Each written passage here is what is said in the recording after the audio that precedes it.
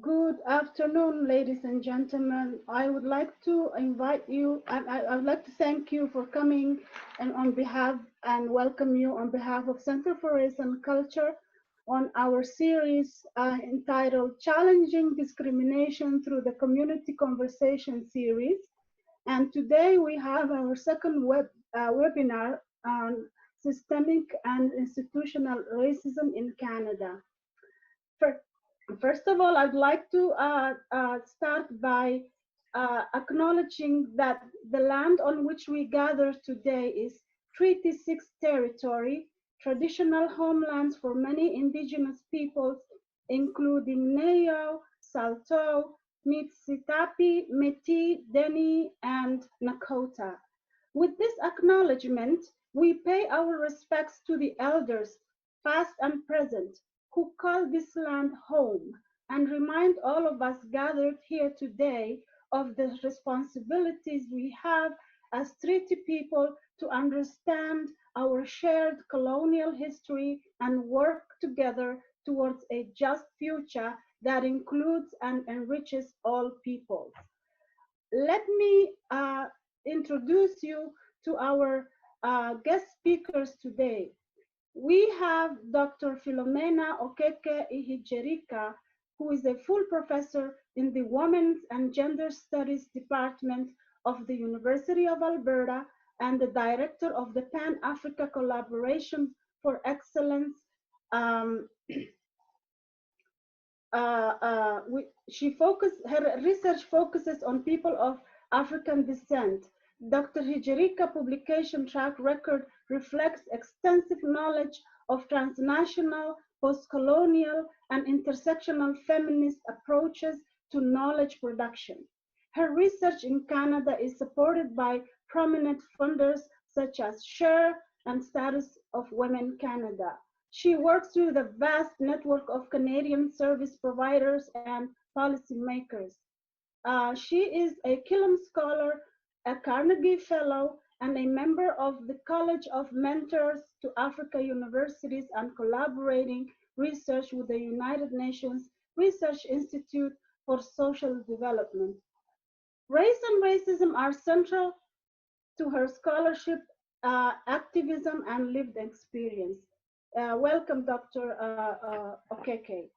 Then we have Dr. Monetta Bailey, who is an associate professor of sociology in the behavioral science department at Ambrose University in Calgary. She has served there as a faculty member since 2014. Her teaching load covers fundamental sociological courses as well as courses related to race, crime, and deviance. Monetta Dr. Monetta has completed her PhD and Masters of Arts degree at the University of Calgary, both in sociology, and her undergraduate degree in political science at the University of Alberta. Her research interests include the intersection of race, ethnicity, and immigrant status, and crime at an institutional level. In particular, she applies a critical race theory perspective to her work. She is committed to studies that fill the research gap on race in a local context. Once a month, Dr. Monetta appears as a crime panelist on a local television news program called Alberta Prime Time to discuss current issues in the criminal justice system.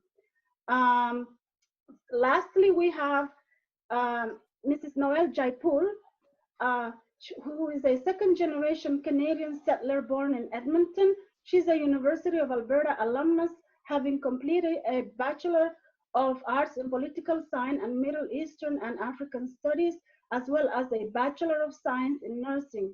She spent her first years after graduation working in health programming and policy, primarily working with immigrant refugees, homeless, and Indigenous communities in Edmonton.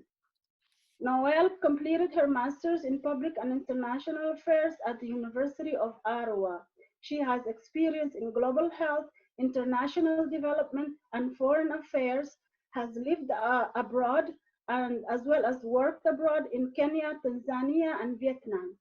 She currently works for the City of Edmonton as a multicultural liaison, where she leads an anti-racism file in addition to various other projects on increasing access and engagement for newcomers to Edmonton. She also developed and facilitated training for City of Edmonton employees on diversity, inclusion, and equity. She's a president of the board of John Humphrey Center for Peace and Human Rights. She's an associate consultant for the Center for Race and Culture and volunteers with Metro Cinema. So thank you so much for being part of this amazing discussion today. Let me start by posing the first question. How does systemic racism and institutionalized racism manifest within organizations? And how does racism become institutionalized and systemic? Who would like to go first? Noelle, would you like to start? Sure, yeah. Thank you so much, Aurelia. You're very welcome. Thanks everyone for attending. We have a lot of folks here with us, so that's amazing. And thank you to my co-panelists as well. Looking forward to learning lots from you as well. So I'll start with the second part of that question, I think. So how does racism become institutionalized and systemic? And I think we really need to understand, first of all, that we're talking about something far beyond just those individual acts of racism or discrimination. It goes beyond the interpersonal. And I read this quote somewhere on the internet in the past few weeks, that if we were to take away every single racist person, every single person, and start all over building our systems, building our society, but using the exact same systems and institutions that we currently have, if that basic infrastructure remains the same, we would end up in the same place that we're in today, because racism has been built into our environments, but has been built into our systems. It's embedded into the fabric of the policies and the procedures. It's those written and also unwritten norms that we follow, the philosophies, our tendencies, and of course our biases as well, our implicit biases. And with systemic racism, it does change over time. It's fluid and it's dynamic, much like anything that is related, anything that we see in our culture. It changes and it adapts. And we see this even with the definition of whiteness, this concept of whiteness. Historically, that has changed depending on, you know, who we see as in service to whiteness, who is able to occupy that space. And when we see systemic racism changing, we can, if we're looking critically at it, we see that the intention is actually to serve racial inequity. So even when we see changes that maybe look good or appear to be progressive, appear to be trying to address racism, it's often done actually to just placate racialized groups. So there might be some nice flowery words. There might be something like an organization, you know, posting the black square in support of Black Lives Matter, but there's not really substantive change. And that's what we're really here to discuss today, is how we think critically about systemic racism so that we're actually able to make substantive change. The cynical part of me is noticing that when we do talk about systemic racism, it often is because it's become literally impossible to not talk about racism. So people of color and allies have been talking about these things for years and decades and centuries. But we're at a moment now where this conversation around systemic racism is suddenly something we can no longer ignore in our institutions. And even that ignorance or that sidelining of the conversation around systemic racism is systemic racism, that we're gaslighting or we're fooling Black, Indigenous, and people of color into thinking that it doesn't exist, that we're being irrational when we're talking about it, or we're exaggerating our experiences. We have to acknowledge that. and we know that systemic racism, it's not about one system or one institution or one organization. They interlink, they are interdependent. It's many different systems and institutions that kind of follow and embed the same norms, beliefs, values, and they reinforce and support one another. So we suddenly have this huge system that that within it, all of the institutions have these policies and processes that support systemic racism. So into the second part of the question there, how does it manifest? I mean, we see this in so many different places and in so many different ways. I think maybe a more succinct answer would be, where does it not manifest? We see it in the healthcare system, the penal system, the education system, the way we organize our economy, the way people are able to earn money, all of these different things. But I want to talk specifically about the language of diversity and inclusion. And I think that when we talk about diversity and inclusion and don't get into the nitty-gritty of naming and addressing systemic racism outright, that can be very problematic. Systemic racism actually helps to convince us that diversity and inclusion work is enough. It's all about equality, but we need to dig deeper. We need to look deeper into that. We see systemic racism enacted and reenacted because oftentimes we don't have people of color, Black and Indigenous folks who sit in those positions of power. They're not making the policies. They're not doing the decision making at the really high levels. And when we don't have those voices and those lived experiences and those perspectives, the policies that we create don't respond to the reality of the systemic racism of our system. We have seen a push kind of across a lot of institutions to get more diversity into organizations, right? But we don't keep data that's good enough to tell us where exactly those people are within those institutions. And anecdotally, I would say that they tend to be at the lower levels, not in leadership or senior management positions. And another key point of this is when we put diversity and inclusion work in a box, if we say, okay, that's the diversity and inclusion consultant over there, that person is in charge of all of the diversity and inclusion work, all of the equity work, all of the anti-racism work, that to me is systemic racism, because it tells us that it's a problem that one person can solve. We're not mainstreaming that work. We're not entrenching that work. There's no institutional commitment that, hey, we need to look at systemic racism. We need to look at discrimination as it occurs throughout the organization. We have one person that's able to look at that, that's able to work on that. And I think that type of sidelining gets us into these issues of the pervasiveness of the systemic racism.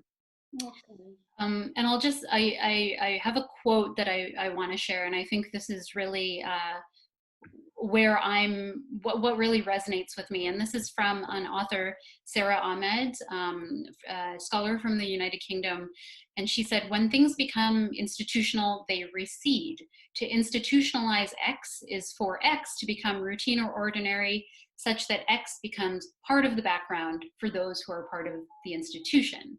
So when we don't institutionalize diversity and inclusion work, when we set it apart from the regular machinations, the regular goings on of our institutions or our organizations, we see it as we're taking care of that problem, but we're not actually institutionalizing the idea of anti-racism. Okay. So we again have workers over there, consultants or professionals over there, but the institution itself isn't critically looking at what it needs to dismantle to address and fix the problems of systemic racism.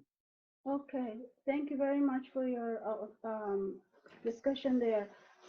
So in light of the fact that we have somehow identified systemic and institutionalized racism as being embedded in the fabric of society. Dr. Okeke, how do you think it manifests itself within organizations, and how does it become institutionalized and systemic in our overall different spheres of society? Thank you very much. Again, I want to say thank you to the Center for Race and Culture. I'm also very thankful to my dear colleagues with me on this panel. I'm thankful to those who are listening, and I'm especially thankful that we're having this kind of conversation. There are some parts of the world where you can't have this kind of conversation, but it's also this conversation being able to have it that places a responsibility on us. I think it's hard to talk about how systemic racism, how it can manifest without digging a little bit into history. So I just want to speak very quickly about history. You see, most white Canadians will agree that some people are oppressed, that there are people who are poor, unemployed, underprivileged, that needs to be helped. Many will even go ahead to say, I probably share some kind of responsibility in lifting these people up.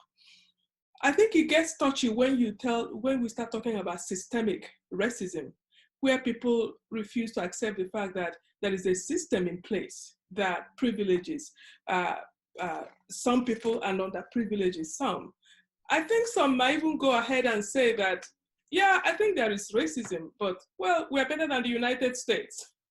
I want to begin before I talk about the manifestations of a systemic racism, that we need to pay attention, and I think we need to accept the fact that Canada is built on white male superiority. Systemic racism is the normalizing of this structure that has already been set in place. Please, let's look at it. Canada is built on a stolen and colonized land. Canada is built on a land where the rulers attempted suicide on Indigenous people. Canada is built on a history of slavery. Canada also is built on the treatment of Black people. Anybody can go and check all of those out. I'm sure many of us may not have known so much about Africville, among others. We also have to realize that migration is another process of that. Newcomers do not come here because they just come in search of new opportunities. They were colonized. And in coming to Canada, the biggest reason why Canada invites immigrants is because it needs cheap labor. Let's agree on that. Then when we come back to how does it manifest? We can see it's when it becomes normalized. And then we take it as everyday thing that we don't pay attention to. I will talk a little bit more about the universities that I know about. I can give an example to be a little bit more specific. If we look at the case of Canadian university teachers, Indigenous academics make up just about 1.4 of all university professors in their own land. Blacks make up about 2% of that population. Racialized and Indigenous women in post-secondary schools are far less likely to go up compared to their fellow white women. They are the most underrepresented, and in fact, many times they end up as part-time, about 45% in the universities. When it comes to wage gap, they are far behind white women. They earn about 63% of what white men earn on the dollar. I can go on and on, but just to give you some statistics. How do these things, how did we come to this? We didn't start the race at the same place. And let's just, when we have these kinds of things, people just normalize it, it's simply accepted. That is not addressed means that it has become part of the system. It has become acceptable. The fact that nobody is fighting it means that somehow we have policies that keep it in place. Policies that I cannot question. The only people who can question it are people who are in power. As much as I can fight them, unless those people who are in power decide that it is time to make a change, those policies will keep them in place. It becomes normalized when we have those policies, and those policies justify them. They recede to the background, at the end of which we don't get to do anything. I think I will stop here. Thank you. Thank you very much for providing such important data and statistics on racism and how it manifests itself in the system and how in turn it is institutionalized. Would you like to add more to that, Dr. Monetta? Yes, thank you. And I will echo my co-panelists. Thanks to the Center of Race and Culture for having us here and having this discussion. I also want to recognize that I am coming from Treaty 7 land down south in Calgary, and want to acknowledge that. And of course, thank you to all of those who have joined in. I've seen the chats going back and forth. So I understand that there is an audience there, and it's great to have an audience to be listening to these discussions. Much of what I have to say really supplements or reframes some of what my co-panelists have said. When I think about racism and kind of the origins of racism, much like Dr. Okeke said, when I think about it, we can't think about our understanding of race and racism without, and where we are now, without thinking about colonization.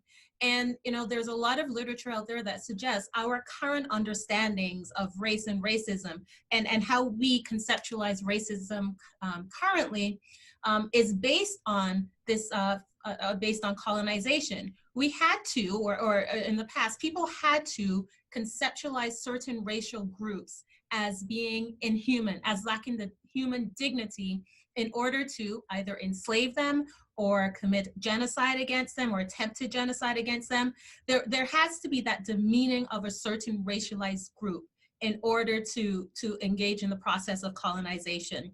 When we think then that Canada and most of the world is implicit in colonization, either being colonized or the colonizers, race and racism really infuses everything in our society. When we think about why that happened, we'll come back to, you have the definition of racism as this mix within prejudice and power. Power, and having that power, particularly economic power, is one of the key drivers of kind of the origins of racism.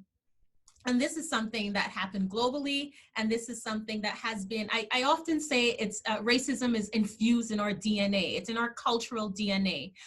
Similarly, like how we can pass down individually, we can pass down our DNA from one generation to the next, we've passed down racism in our cultural DNA in countries that have this colonial history.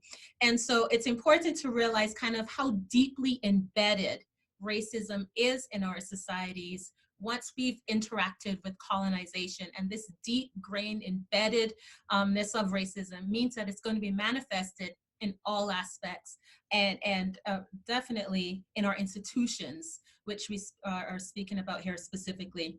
So when we think about institutional racism, these institutions have been built on this history of colonization, which was intended to enact power of one group over another group, or of one group over multiple other racialized groups. And so segueing then to how we then see it manifested in society, I often speak about racism, you know, in class when they're trying to visualize this for students. I speak about it as, and not I speak about it, it is an element of how we stratify ourselves in society, built on colonization, but it presently manifests itself in our stratification system. So if we think of a hierarchy, we have groups at the top and we stratify all the way down to the bottom. And when we think about how racism is manifested, it's manifested by the dominance of certain individuals, certain groups at the top of that hierarchy in our society, and the dominance of racialized groups or oppressed groups or exploited groups at the bottom of that hierarchy. So if we look at any of our institutions, whether it be, Noelle mentioned the education system, the justice system, any of our institutions, these are manifested. This hierarchy is manifested where we look at the top, those who are more privileged tend to reflect the dominant group. And as we go down, those who are kind of in that cluster of the least privilege, those individuals represent racialized groups, formerly colonized groups, people of color, marginalized individuals.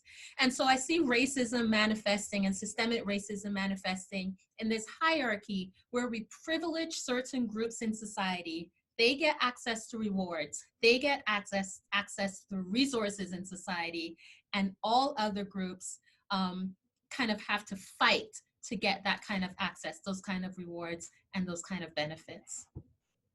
Okay, thank you so much for that. If I may continue with you, Dr. Monetta, on the second part of our discussion, you so succinctly described how economic power is the origin of racism, which you said is built on colonization, where the power of one group challenges another, and how this challenge is stratified in a hierarchy. So in light of that, how can the general public understand systemic and institutionalized racism, and how can we better relate to it as a community? Yeah, so one of the key understandings, and I speak about racism in conjunction with privilege.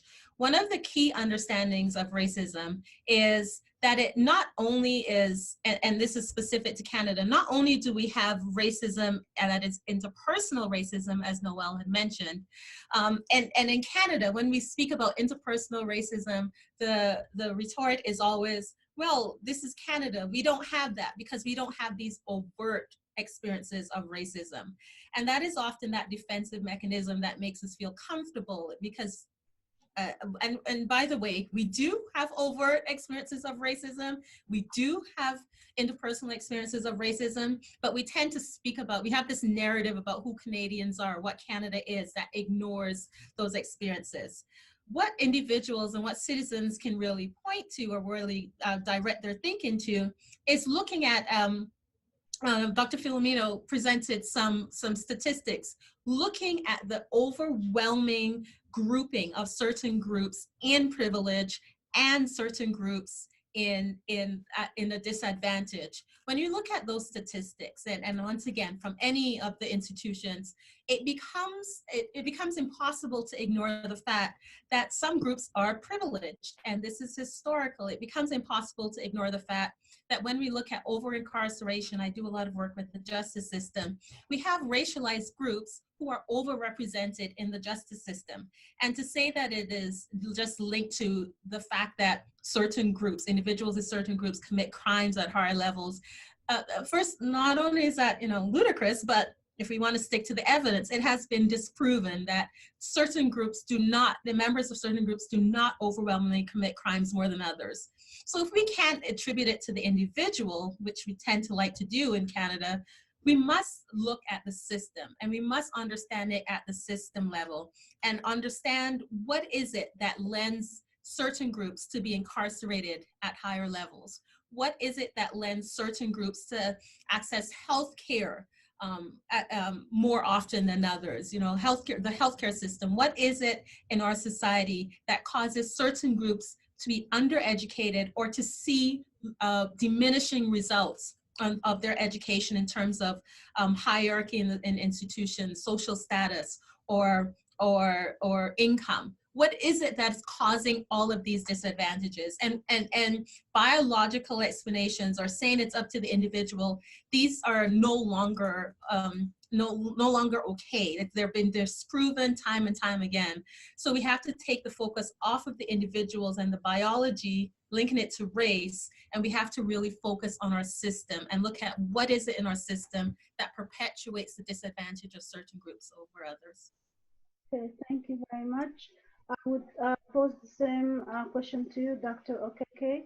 How can we better understand this systemic and institutionalized racism, and how can we relate to it as a community?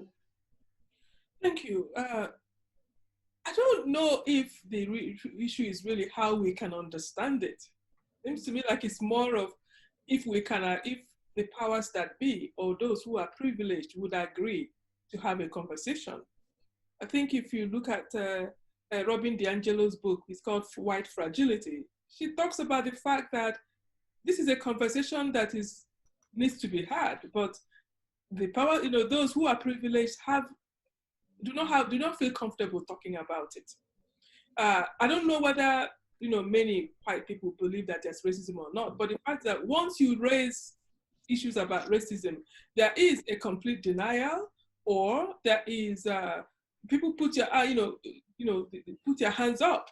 The wall go up immediately because people don't want to talk about racism. And once you begin to talk about it and people go, oh, I'm not racist, I'm not this, I don't do this, I don't do that, the conversation ends and it reconstitutes itself, racism, and we continue because it is in the interest.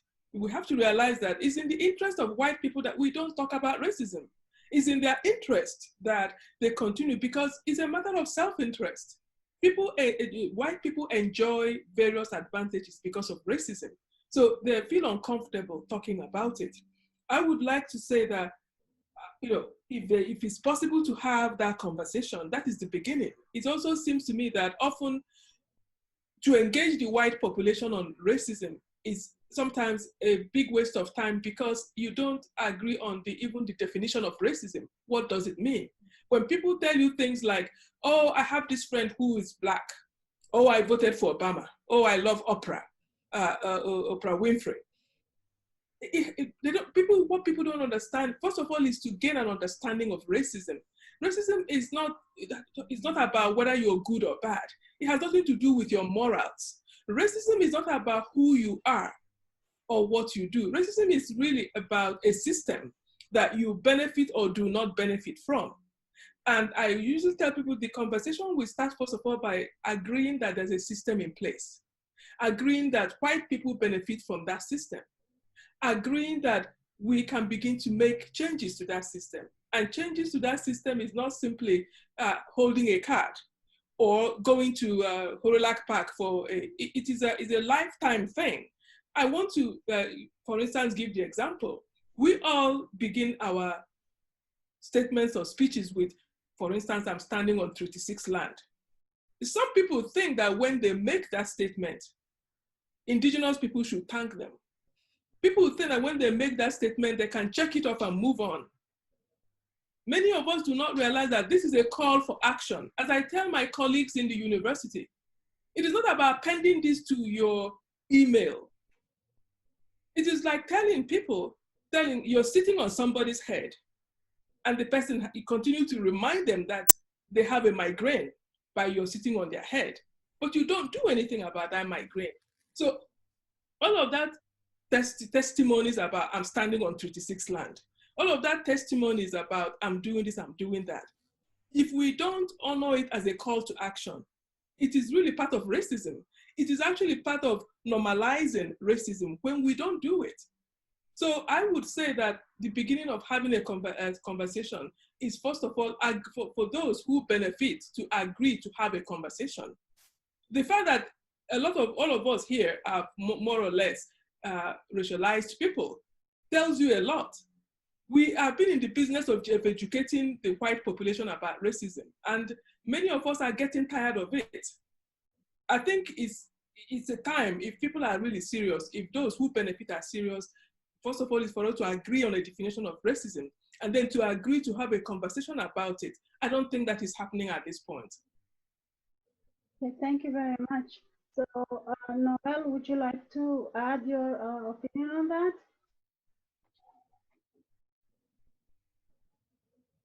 I'm sorry, my dear, we can't hear you. I'm muted. There we go. Just to pick up on something that Dr. Bailey had said too, I think, if we, for instance, looking at the incarceration rates and how we can't, it would be a false assumption, or it would be a false statement to say that it is because people of color, because Black people, because Indigenous people commit crimes at higher rates. We know that that's false, and we need to really look at the system.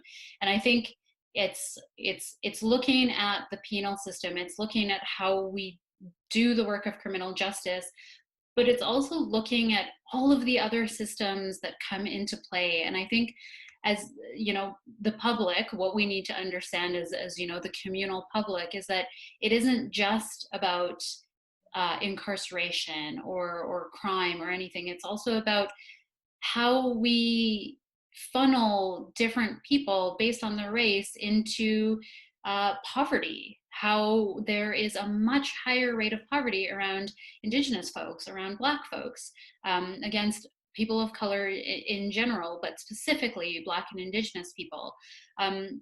And how that's filtered through the education system, the healthcare system. And it gets back to this overarching colonial narrative that we ascribe to, and both of the other panelists have touched on that as well. But just think about, in terms of systemic racism, what did you learn about in school? Did you learn about residential schools while you were going through your K-12 education? I know that I did not at all. It was something that I only discovered, quote unquote, in university. And in reality, the last residential school in Canada closed in 1996, within our lifetime. And there's a colonial narrative, a colonial history that forms and shapes all of these systems, and that's what contributes to the systemic racism and the behaviors.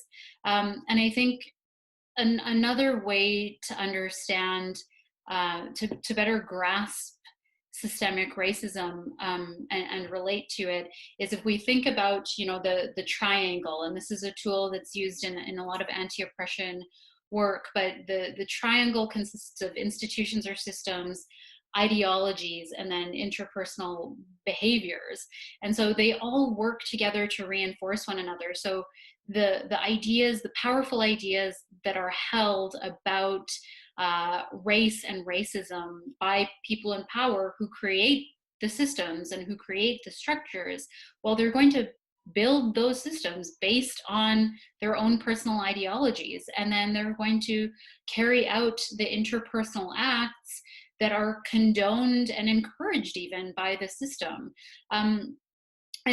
So I often hear people say, the system is broken. And I fundamentally disagree with that. I think the system works exactly how it was meant to work.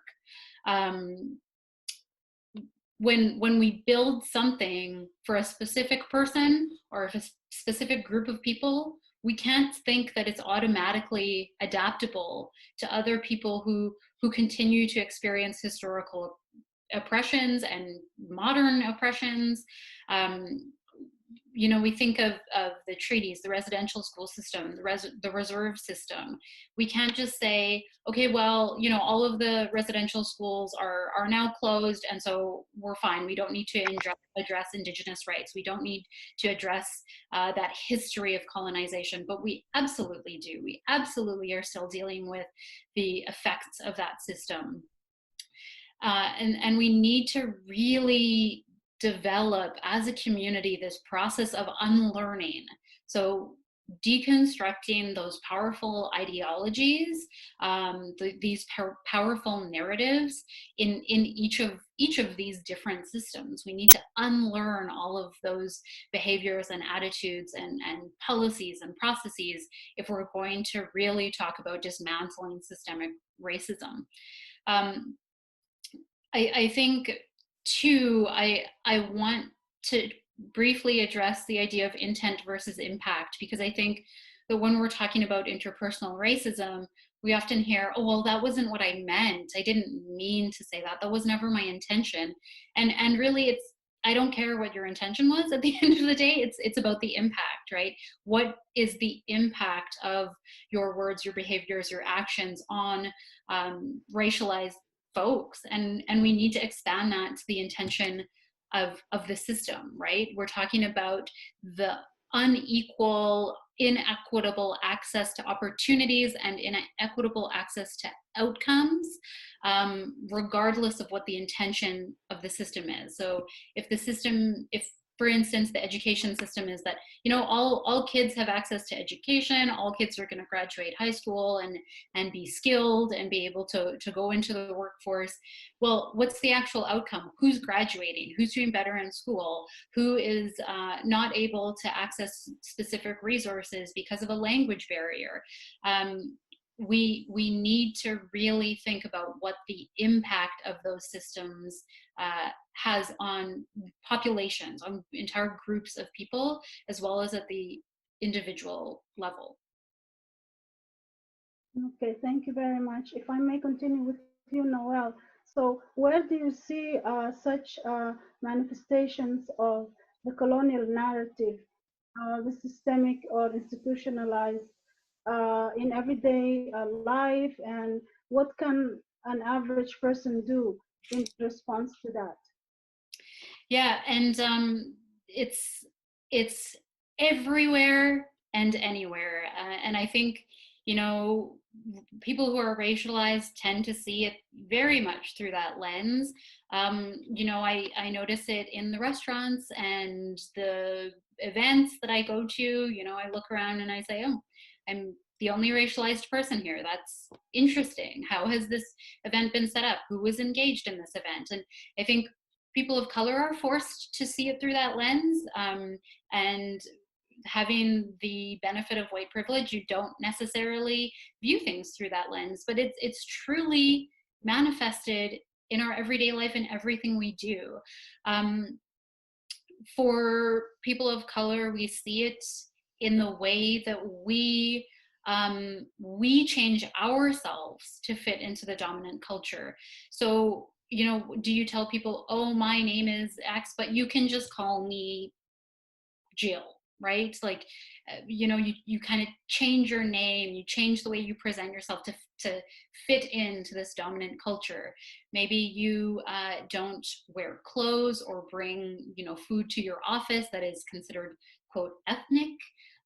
Perhaps you style your hair in a different way. All of these things, we see whiteness as the default. That's the system we live in. Whiteness is the default, and we change ourselves to minimize our own difference or to not rock the boat.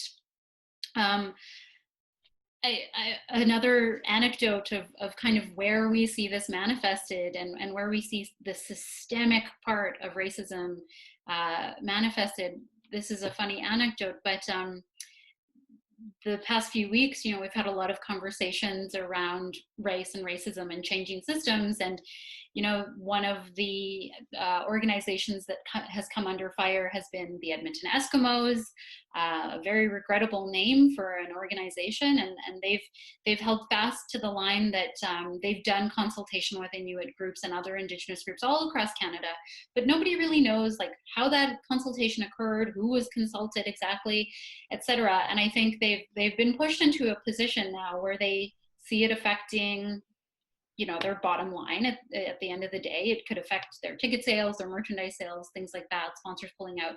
And so they've agreed, I guess, to do another survey on the name change, what people think of the name. So the systemic racism part of this that I see manifested even still to this moment in time is that the only place that I saw this survey advertised was on the Facebook page. So it had been shared multiple times on Facebook, and the original link was on the Facebook page of a white conservative MP in Edmonton.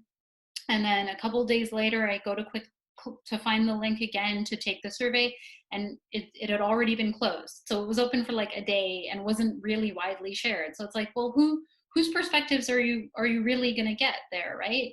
We build, even when we're trying to address systemic racism, we build systemic racism into our processes. So in terms of, you know, what can we, the average person, do? I think we need to keep pressure on systems and institutions and organizations to be accountable. And we need data. And I think that's the biggest gap that I see. And, you know, I've noticed a couple questions in the chat box, and I think, you know, it's easy for people to say, well, I'm not racist. I would never use a racist slur. I have an Indigenous friend, I have a Black friend, whatever, right? And we say, okay, fine, but we need to break it down into the systems. And we can only do that with really good data that shows us, that exposes those systemic issues. Request the data of who serves on boards in private industry and nonprofit boards and so on, who's in leadership positions, who's in management, who are they representative of. Ask organizations whether they have an equity statement that specifically addresses racism. And for these large institutions, for-profit corporations, you know, money is what they hear. Vote with your money. Don't give your money, don't spend your money in places that don't have equity statements and that don't actively address anti-racism or systemic racism. Ask leaders of organizations to share what their strategy is on tackling systemic racism. And I think the last part of this is, we are a panel of racialized women. And we are here because we care about this work, and we've taken this on as our work, but we get tired of saying and screaming and trying to convince people that systemic racism is real. And I think the onus really falls on people who want to be allies, on white folks, to do that, take that onus on, take that learning on yourself. It's going to be uncomfortable. It's going to be painful. Dr. Okeke referenced the book by Robin DiAngelo, White Fragility. Another great one is Ijeoma Oluo's So You Want to Talk About Race. There's so many resources. Now is the time to go and do that learning on your own. Educate your friends, educate your folks in your circles, because we can't do all the work. And the onus should not be on racialized people alone to do this, to take on the burden of this work. And if we do take on the burden of this work, we must be compensated. And that is especially true for Black and Indigenous people. Thank you very much. I would like to pose the same question to you, Dr. Monetta.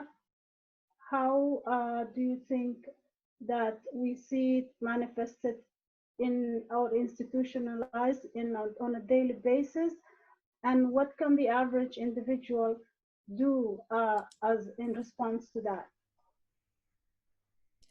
Well, thank you. So how is it manifested? I'm going to go back to my original statement about this being a colonial legacy. It's in our colonial DNA. I often ask students to think about any racialized group or all racialized groups, and think about a stereotype about the racialized group and our list of all racialized groups. Think about a stereotype that we hear in our society. And I have never had a student say, oh, this is one group that I can't think of a stereotype about. We have stereotyped all racialized groups. We can very easily and readily think of these stereotypes. And for me, this goes back to this idea of this ideological racism, which feeds into both interpersonal racism and also feeds into institutional racism. When we think about ideologies, what we think are better or more desirable, the value systems or belief systems, the things we attempt to attain, these have all been grounded in our colonial heritage, but they all go to serve and reinforce those at the top, the dominant group. So how is it manifested then? It is manifested in, as both of my co-panelists said, really in everything we do, from our interpersonal reaction or interpersonal interactions to our interactions with systems, our interactions with institutions. One of the other ways that we often see it at the systemic level is in our colorblind policies, which we speak about. So colorblind policies, the idea that I don't see color, I don't see race, we use this rhetoric of equality. So we all have equal access to X, we all have equal access to Y. But we may, in doing that, we mask the inequality that exists underneath the surface. So when we have colorblind policies that don't explicitly say that A, we are opening, accepting, and spell that out, statements about we welcome all, diversity, we have a diverse workforce, those statements say very little. we want to know what actions are being taken. This goes back to Dr. Okeke's point of the call to action with all the rhetoric that we have, or the language we use. It's good and it's necessary to have this language, but it's as necessary, more necessary, to have actions that support this language. So from institutions, just after we started having these discussions around race and racism, I wrote a piece where I really implored institutions to look at their policies. And if their policies simply say, we're accepting of all, we're an equal employer, that's insufficient, because the words mean nothing unless there's action. So we need to see what actions are taking place, what is actually being done to recognize that not everyone has equal access to the rewards and resources in society. And this inequality of access is institutional. It's in who we are, and we need some blatant language. We need explicit language that tries to redress this inequality. Another point I wanted to make, and this really came to me when Noelle was responding just now, is that looking at how, and both our speakers spoke about this, looking at the work, the actual work, and this goes to the second point, what can be done? The work around anti-racism. By and large, the work around anti-racism is done by racialized individuals. And, in the last few weeks, I've been thinking about my own, me being complicit in my own in racism against me. And some examples I think of: when I moved to Canada as a preteen, I worked so hard to get rid of my accent because I was teased about my accent. Yes, there's a lot of systemic things that played into that, but that was the work I did in order to fit in and in order to not be teased. And I looked at how that has manifested itself throughout my life in Canada, just so I don't feel like an outsider. More recently, I looked at the institution and the decisions I've had to make of when to speak up and when not to speak up. And most of these is because, as one of a very few voices around anti-racism, and someone who experiences it personally, it gets tiring, it gets exhausting, and it's like you give a little bit of yourself every time you engage in this work. And so you have to make these choices of, I just don't have the energy to do this today. I don't have the energy to take on this fight today. And these are survival mechanisms, and I by no means fault myself or any other racialized individual who makes that choice. But what this means then is that we need others in society to recognize when they need to speak up as well. We need the dominant members of society to recognize and not speak for the other individual, but recognize that we can't put the onus on a few individuals in society who are experiencing oppression to always be the ones speaking against oppression. So this comes back once again to looking at your policies, looking at your practices, looking at your speech, the things you say, the stereotypes you kind of perpetuate in your everyday speech, looking at the jokes you make, looking at every way that racism is manifested, both at the interpersonal level and the institutional level, that reflects this ideology of superiority of one group over another, and really fighting against that. And it is tiring work. We've been doing it for a while. It is tiring work, but it's necessary work as well. Thank you very much. I would like to ask Dr. Okeke if she can add to that in terms of the manifestation of it and how in everyday life situations one can do in response. Thank you. Monetta and Noelle have said it so well. I think I'll simply just add to what they have said, because I can say you're in good company. I share a lot of the experiences they mentioned. I would just say that as a Black person, I can tell you that I try so hard to fit in.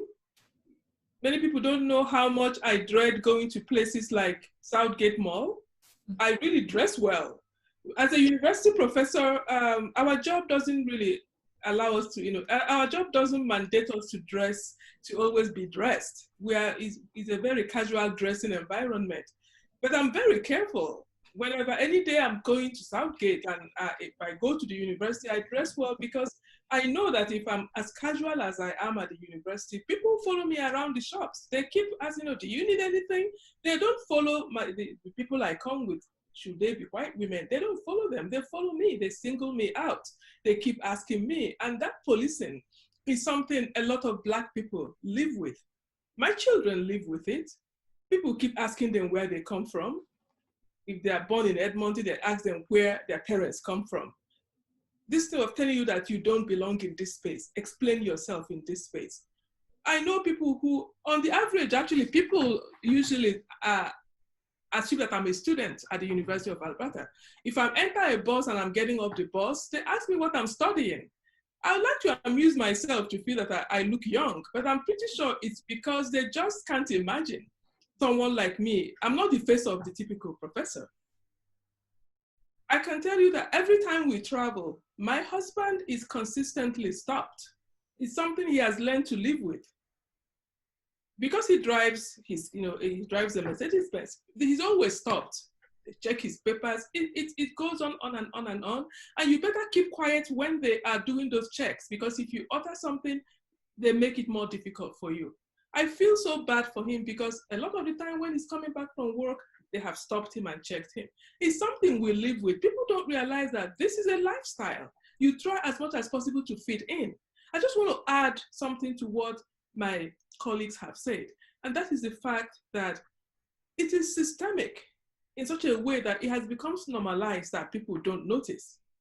It is also systemic in such a way that it manifests itself in new ways.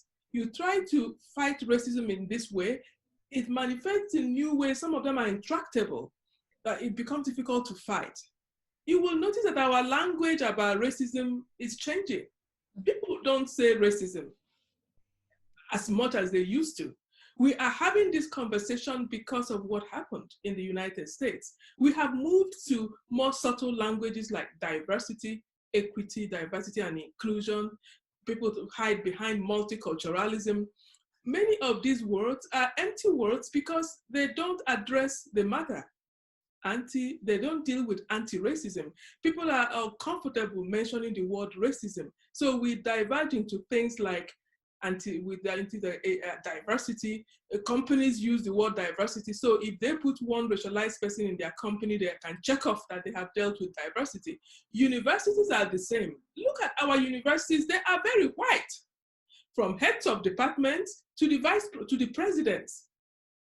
Is a very white, there is not a new thing that it's not for want of language that we call it the ivory tower. It's not the ebony tower. There is a lot of, it's a very white establishment. No, but we just take it for granted. That's how it's supposed to be. Most of them now do have what they call EDI, equity, diversity, and inclusion. But where does it go? It's a long period of writing reports and having conversations and having discussions. At the end of the day, what is achieved is what you have to ask in Canadian universities. We want these talks, these discussions, these consultations, these surveys, and we want it to be backed with action. We want to see what is coming out of it. It is not for want of inaction that people, that the leaders of these universities refuse to have specifically anti-racist policies. It is not also because out of forgetfulness that they refuse to collect data on racism, both experiential data and statistics. Many of them will not agree to show you the statistics on the pay of what professors are paid. They will not agree to show you statistics on where visible minorities in terms of enrollment. These are very difficult conversations, and many leaders do not want to have those conversations.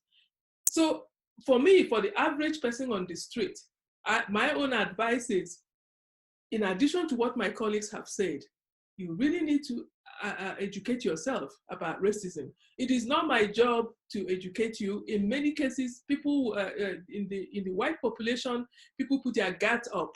People will say, I am not racist. I don't believe that is the definition of racist. Like I tell people, it's like saying that the City Hall building downstairs, downtown does not exist. Well, you can assume that it doesn't exist, but the fact is that if you go downtown, you will see City Hall there in Edmonton. so does racism. It does exist. And it's not an event. It's not attending events. It's not something you do. It is, I look at it more, not in terms of who you are. It's not that you're a good or bad person. To me, I look at it as what you do. I look at the acts of people, the intentions of people. You may be anti-racist in one way and in another turn become racist. It just depends on, that's how I look at people. When I check my relationship with Indigenous people, that's how I check myself. Because I have to check what comes out of my mouth, what I support and what I don't, every single day. Because I have that responsibility. I am part of the settler community. The only difference with me is that I'm an Indigenous person in an Indigenous person's land, and I do recognize the sacredness of land. So I have that responsibility. How well I'm carrying it out is another question. But the fact is that I do accept that I share in the benefits. For the average person, you need to educate yourself. You need to realize that it's a change of lifestyle. It's not attending an event. But you have to begin, first of all, with educating yourself. And I trust you, it is going to be a very difficult, uncomfortable thing for anybody who sets out on that journey. It's uncomfortable, but it's very freeing for people to embrace that search, find out and where they fit.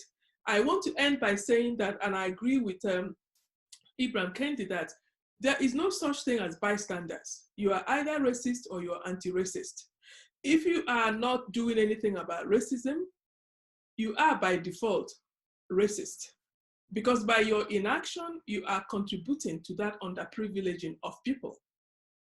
So in other words, I'm saying we all need to take action and no one is exempt.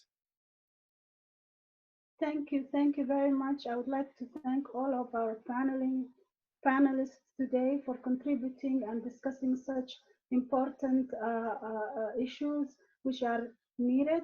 And right now we're going to take a little short pause, and we will take our questions in a little bit.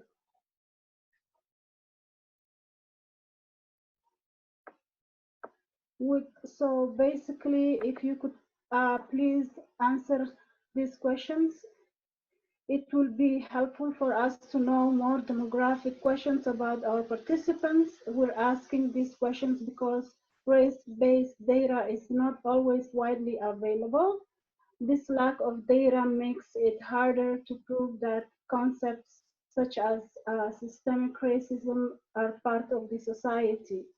So by providing this information, you will basically be help us gain a more in-depth understanding of such concepts. Therefore, if you are not comfortable answering these questions, you can choose do not wish to answer. So I thank you very much for taking the poll. And we will take your questions.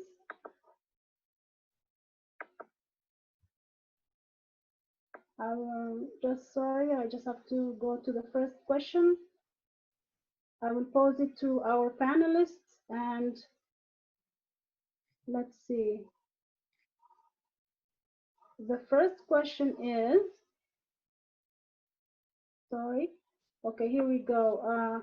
Can the panelists dig deeper into the inequality of wages piece that was brought up? I work in a unionized, unionized environment where salaries are transparent and it is banded.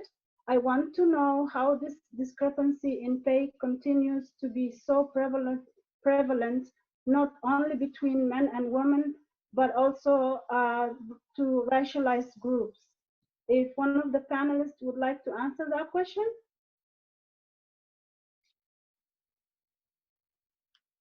Perhaps I will respond and my colleagues can follow up.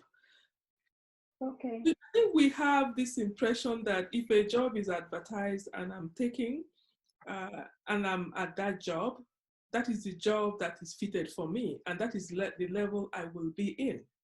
That is the appropriate level I should be in. Yes, when labor is unionized, it does help to some extent. But we know that because of systemic racism, there is a pattern of getting people employed, the racialized, employed into positions that are beneath them. They are underemployed, either in terms of they are paid less, or they're in positions where they should be in higher positions, or they are not promoted as fast as others. So because there's already a system that is racial, a system of inequity, that will determine your access to employment, the kind of employment you will get, how you will be treated there, and your chances. So not just your access into it, but also being able to move up the ranks.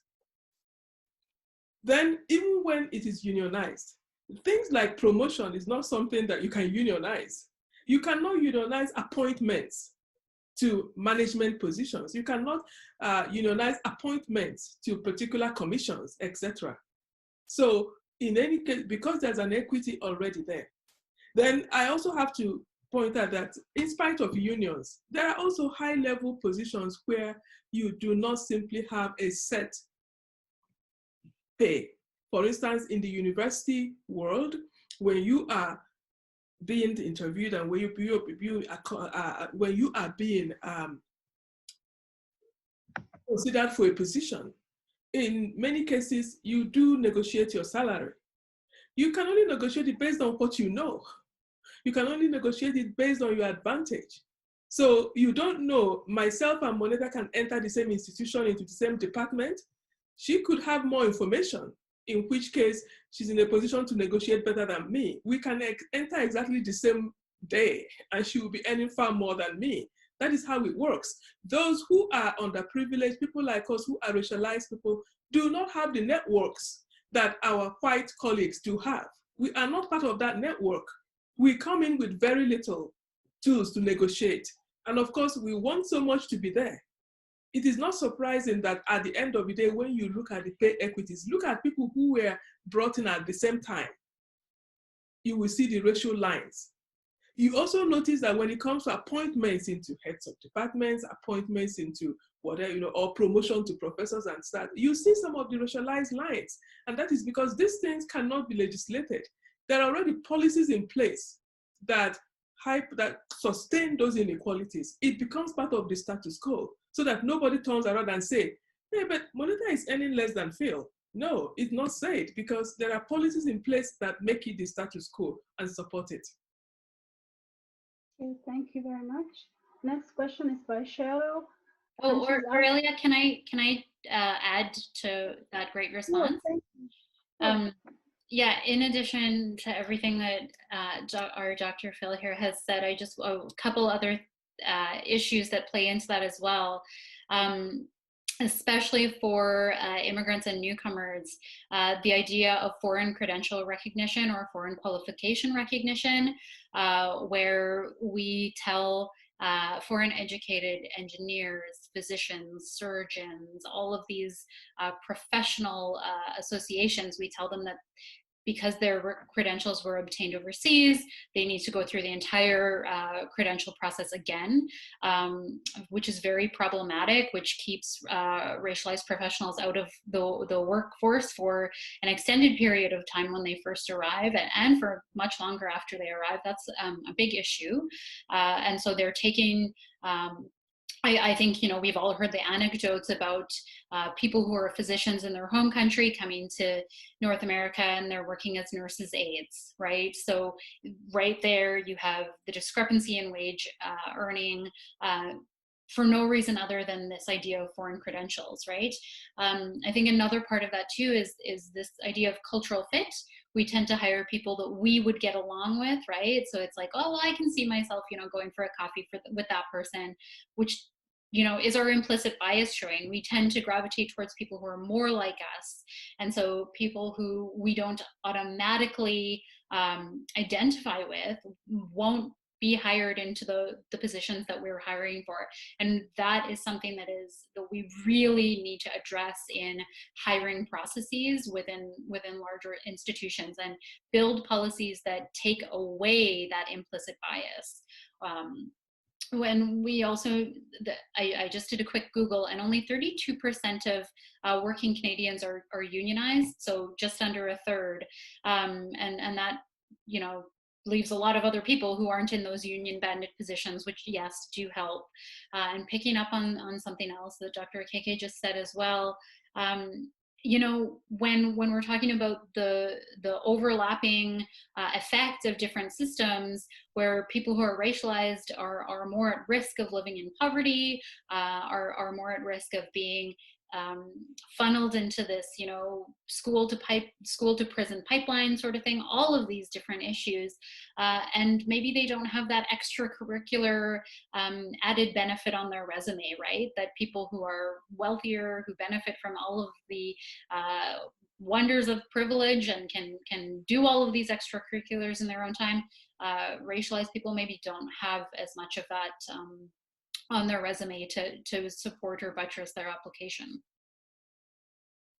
I'd like to add one quick thing. Or sorry, Noelle, did I interrupt you? No. Okay. Yeah. In addition to everything that was said, which I completely agree with, the one thing that I have to add is we cannot underestimate the impact of being socialized in a society that is racist against your race, and the impact of that socialization on your identity and your ideas of what you can achieve and how you interact with others. When you're socialized in a society that kind of places you at or puts you in the defensive, you have to prove at every step of the way that you're worth what the resources you receive, you're worth the rewards you receive. You start to, there is an unconscious internalization of that mentality. And unless you are very active in fighting against it, that impacts how you then go into job positions, go into negotiation positions around wage and so on. Really quick anecdote around this. I have a colleague here, and he's fully aware that I use him as an example when I say this, but there's some situations where I'm like, I need some of your white man confidence right now, because I'm not sure I'm reading this right. I'm not sure I'm going into this situation right. What will you do? And quite often when he says what he would do in a situation, I'm like, that simply never occurred to me. And I'm a relatively confident person, but it is that constant having to check yourself that when you're in these positions where you're negotiating for salaries, or you're negotiating for promotion, or negotiating for a job, you have your place at that disadvantage just because of how you've internalized society's ideas of who you are and what you deserve. Okay, thank you. Next question by Cheryl Dumont. The question is how can we work more effectively in the public school system in Canada?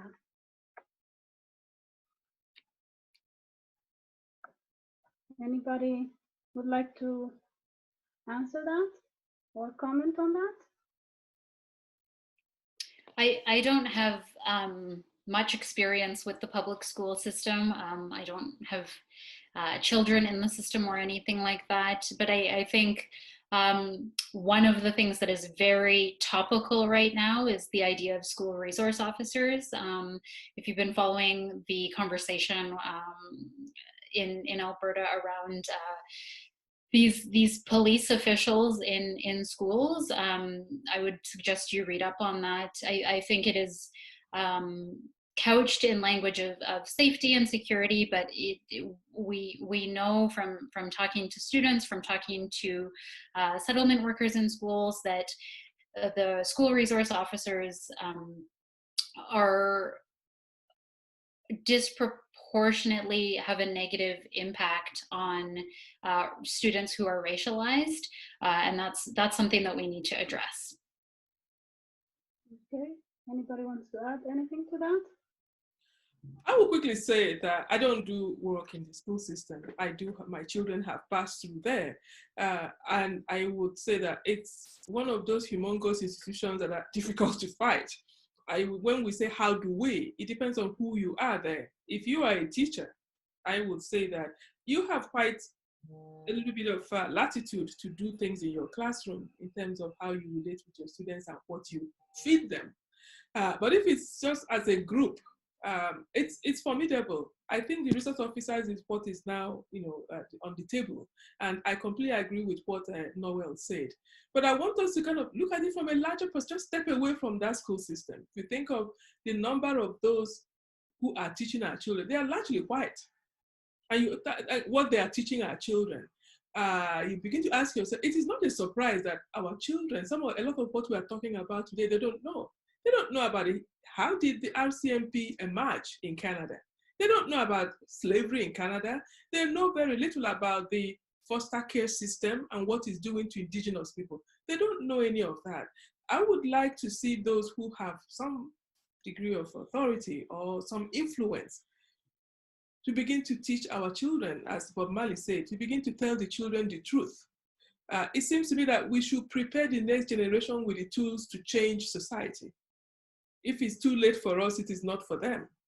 I would really like to see a school system that is beginning to open up to some of these difficult conversations, because the younger people are probably more open to having such conversations. Okay, next question by Kimo Mansoure. It's a two-part question. How does culture and gender role related to culture make women more prone to racism and discrimination? And how can you advise racialized women to overcome their cultural gender roles to address racism and discrimination? Perhaps I will take that because that is part of my area of research. If you look at, first of all, is to look at when we talk about gender roles, again, they are systemic. They came from a system. In the case of, for instance, people of sub-Saharan Africans who come here, most Black African immigrants are from sub-Saharan Africa. That is what people call Black Africa. Going back into the cultures of sub-Saharan Africans, you will find that to some extent, the culture may not be equal in terms of men and women, but women did have some leg room to wiggle and to negotiate power with men. Colonization destroyed quite a bit of that, so that in the transition into the contemporary society, women lost a lot of power and influence in society. So that in contemporary African culture, men are actually considered, women are largely the social subordinates of men, and it does impact on their access, for instance, to schooling, to employment. When they come to a place like this, they become, again, regendered and racialized. So they fall even 2 or 3 steps below, because often when they come here, the most important thing is to put food on the table. You will know that people don't come here, for some reason people think Africans simply come here, or other immigrants, to put food on, in search of a better life. Yes, but the most important reason is because Canada needs cheap labor. And that is why whatever you are in Africa, when on other immigrant sending countries, when you come to this place, the value of your labor takes a dive. But also women have a responsibility for the home. So they have to wriggle gender roles at home and also trying to fight the inequalities in the labor force. So they are hit 2 times. And for newcomers who are trying to rebuild their lives, a lot of the responsibility for family and community building fall on women. Gender roles also fall on them. Why is it heavier for them here? It is because most of the people who are coming, apart from the lower percentage, the minute group who are refugees, many of them are middle and upper class people. They do have maids, they do have helpers. Also, if they don't, they have relatives who they live with. They have a strong extended family system, a very solid support group, support system. When you come here, you are strapped of your extended family system. You are strapped of that support system. So you have to start, first of all, with trying to rebuild whatever support. They come into a place where there's little or no support for them. And that is why it affects women more, because those responsibilities they share with other women and other family members back home, they've been stripped of it. They have to carry it here. They fight at the home front. They also fight in the labor force. That is why, and I will say that in all of my research work, gender roles is a very big thing. it really does limit a lot of women, immigrant women, from moving forward, because they have to keep carrying it. The younger women who are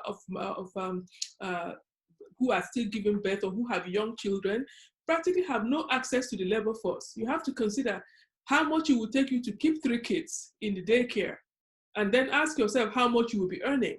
So many of them will stay, their professional life not in any way improved until those children grow up before they move in.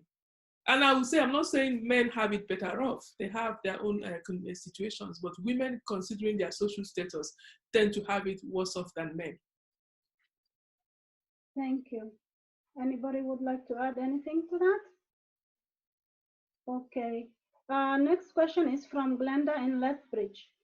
Glenda is asking, does the trilogy Equity, Diversity, and Inclusion hide or mask the real issue of racism to be addressed in the first place?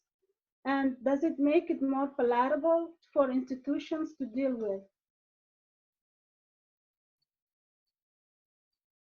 I can jump in with this and say it absolutely does. When we hear, one of my kind of triggers for me is language around equality or diversity, because once again, I mentioned before, a lot of the time we speak about these things with very little substance in terms of what it means. So we can say we want a diverse workplace, or we want a equal workplace, but what does that actually mean in terms of our everyday practice?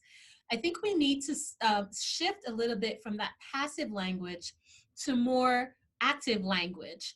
And rather than saying simply we're inclusive, say we need to speak about what are we actually doing to facilitate full inclusion. It's okay to have people have bodies there, but if these bodies, if these racialized bodies aren't at, in positions from the top down, aren't in the positions where they contribute to the decisions that are being made, they aren't in the positions where their voices are heard and represented, and they can have an impact on the institution, then being a diverse workplace really means very little. So we need to be a lot more active and a lot more intentional about what inclusion and diversity mean, and how we are actively fostering not only the inclusion of these bodies, but the inclusion of these voices in determining how those institutions run.